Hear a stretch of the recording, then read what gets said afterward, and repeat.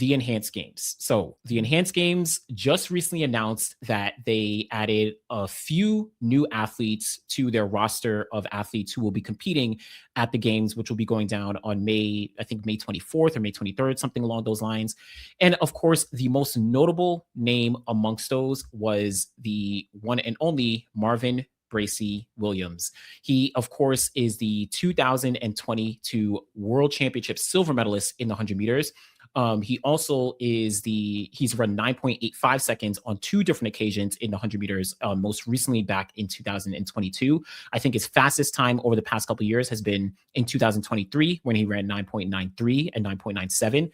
That was the last year Marvin Bracy-Williams actually was competing on the circuit, because we found out last year officially that he had been banned, suspended, and his ban is actually running through all the way till 2028, November 2028. So effectively, in effect, his career on the track was probably over for the better part of whatever you may think, right? He'll be 35 at that point. Obviously, sprinters are, running much longer, but I think at that point, we can say that his ban kind of like quote unquote ended his career. And many people did start to speculate on like, okay, is Marvin Bracy going to join some of the other names that we had already seen in the Enhanced Games, considering, his suspension and his ban? And lo and behold, we do find out that he is officially joining the Enhanced Games as a sprinter in the 100 meters.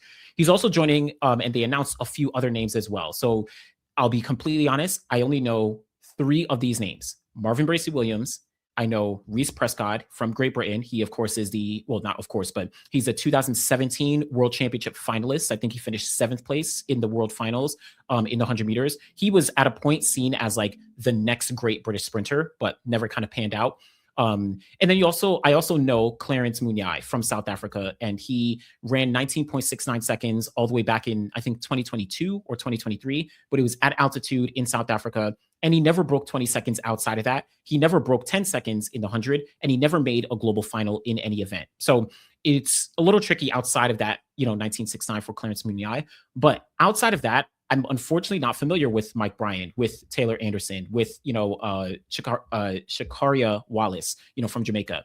But I think Marvin Bracy-Williams joining and the other names who are part of this group kind of does build this larger story that we've been seeing with the athletes that the Enhanced Games has been building. Essentially, it looks like they are signing athletes who are either already suspended or, banned in some capacity from track and field, or they are athletes who are just not really as competitive, or they've already retired in some capacity as well. So their first major signing was Fred Kerley. Fred Kerley signed with the Enhanced Games shortly after he was suspended for missing whereabouts tests in 2025 last year, and then he signed with the Enhanced Games. So he was suspended.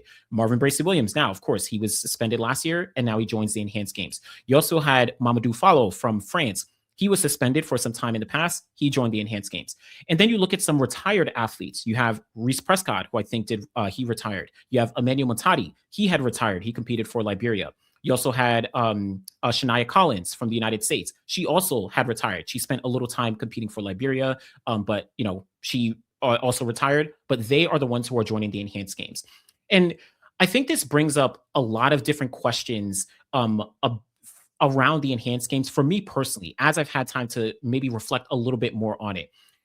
One of the big things here is that this event, based on the field that they're building up, this event is being built, this 100-meter race is being built around Fred Kerley, because he, of course, is the most high-profile name. He, of course, is an Olympic silver medalist and bronze medalist in the 100 meters. He's a world champion. He's run 9.7.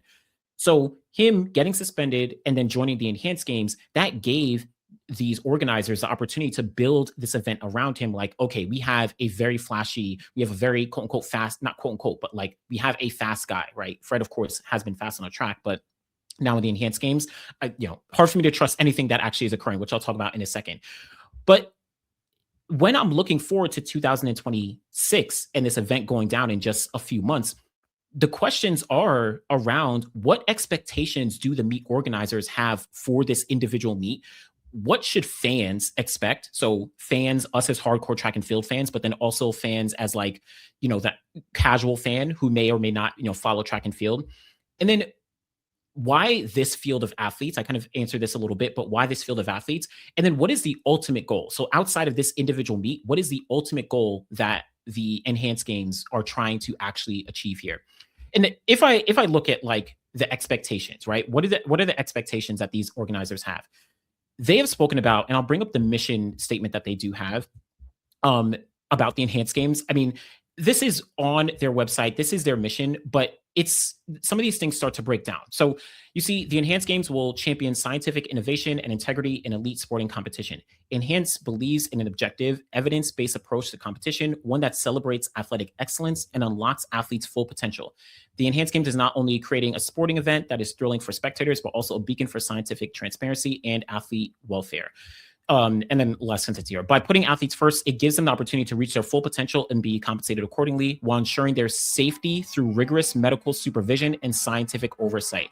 So one of my problems here is they are essentially, and it's called the enhanced games for a very specific reason. Whether you like it or not, athletes are associated with being enhanced, right? Cheating in some capacity outside of the realm of what is allowed in track and field. And obviously you can assume whoever is, cheating or doping or whatever in, our existing sport, because obviously athletes are, but in the enhanced games, the assumption is that all these athletes are cheating. Now, you have had someone like Fred Kerley, who is, the main player here, who they're kind of basing their 100 meters around. He's actually come out and said that he has no intention of actually using, drugs or anything. And he's going to show that he can run fast and beat everybody not using drugs. So that kind of does take away from the idea that the enhanced games is trying to push by, pushing, unlocking athletes' full potential by enhancing them to see what they can do to get, push them to their limits. If someone like Fred Kerley is not going to be using any of those enhancements, as he says, then you've essentially eliminated one of your key goals or your key ideas. Now you're expecting Fred Kerley to just run the world record or run extremely fast without any of those enhancements. Now, to be fair, Fred Kerley, of course, has run fast in the past. He has run 9.7. He has run 9.8 in 2024. But even last year in 2025, he's run, I think 9.97 was his best in 2025. But we're not expecting him to break the world record. Like, I'm not expecting him to break the world record. So I think saying athletes coming out and saying that they're not going to take stuff is already undercutting, one of their goals of trying to use a scientific approach to push the bounds of what, these athletes are doing. But then you add the other factor of, like I said, we're all just going to assume that these athletes are actually enhanced, whether they say they're taking something or not. So that just undercuts the entire, whether athletes are taking something, whether they're not. I don't know. It is what it is. The other thing that I'm thinking about is, what is it that fans should actually expect from the enhanced games? So there's two sets of fans. You have fans, us, like the hardcore track and field fans who follow the athletes, who know the athletes. And then you have like the casual fans, right? I think it's a lose-lose situation either way for the enhanced games, because for track fans, right? If we expect fast times, we're just going to assume they're cheating. So let's say that Fred Kerley, Marvin Bracy-Williams, let's say they go out there and they run 9.7, 9.6. Let's say everyone in the field runs 9.6. We're just going to assume everyone is cheating. But then on the flip side, what if the athletes actually run slow, right? What if no one breaks 10 seconds? Or maybe one of the athletes runs 9.9. So we're just going to say, or I don't know, this is what I'm thinking. Oh, okay, so you were cheating and you weren't even able to run fast. Again, whether or not they choose to use enhancements or not, like Fred Kerley has at least said, doesn't matter. The association with the idea of being enhanced means that I'm just going to assume you are using something, right? Participating in these games, you are probably using something, right? And so you run fast, okay, you did it while cheating. You don't run fast, okay, well, you couldn't even run fast while cheating. So it is what it is, right? It's a lose-lose situation as I look at it from my perspective as a hardcore track and field fan. But then on the flip side, for a casual fan, I still think casual fans or people who are not as tapped in with track and field, they still are looking at the enhanced games as like a quote unquote cheater games or drug games or whatever you want to call it, right? Like they are still looking at it as that. And they already have a baseline association of track and field in the form, in my opinion, of a Usain Bolt, right? Usain Bolt is seen as the pinnacle of the sport. Usain Bolt is seen as the fastest man alive. He is seen as, track and field in human form, right? To casual people. And he has been obviously clean throughout his career, and unfortunately the all-time lists, everyone behind him has been caught for something, but that's what people associate with track and field. So once an athlete runs faster than Usain Bolt, the casual fans are still going to look at Usain Bolt as a fastest, and they're just going to say, okay, wow, so they beat Usain Bolt's time, but they had to do it with drugs, right? And then again, on the flip side, oh, if they didn't run as fast as Usain Bolt, then you couldn't even beat Usain Bolt and you're using drugs. I think the enhance and drug angle is always going to be attached to these games no matter what. Again, I am going to attach them to the games, and I think most people can and should attach them to these games, regardless of what the athletes do say. Right? I think that's one big thing that it just can't be.